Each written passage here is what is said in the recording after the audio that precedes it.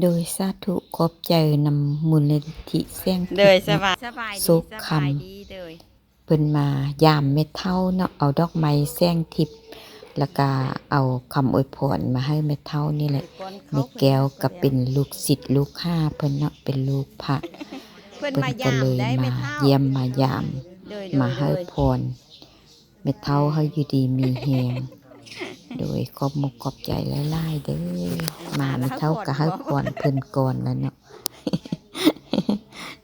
เดินเพิ่นกระนบเอาพรไม่เท่ามูลนิธิแสงทิพย์เพิ่นมายามนะขอบมุกขอบใจนำเพิ่นหลายๆเด้อที่มายืนมายามโดยมาพูดเนาะโดยประธานมูลนิธิแสงทิพย์อาจารย์คำพุทธเนาะเพิ่นก็ได้มัดคอต่อแขนให้ไม่เท่าพร้อมด้วยทีมงานเพิ่นเนาะ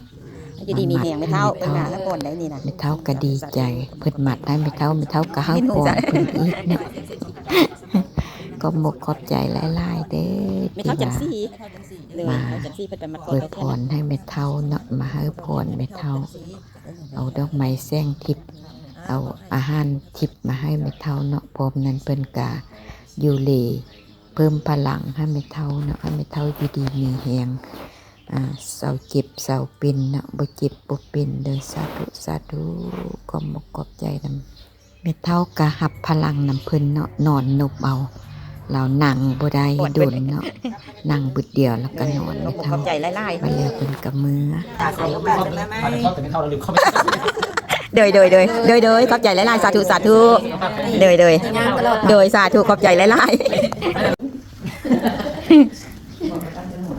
ผักเทียมก็เจ้ามาส่งมาบ่ทันได้อันนั้นเถอะเป็นบ่ผักเทียมอันนี้นี่เด้ผักเทียมดำนี่เด้อันเด้มื้อนี้ฮอนไล่มื้อนี้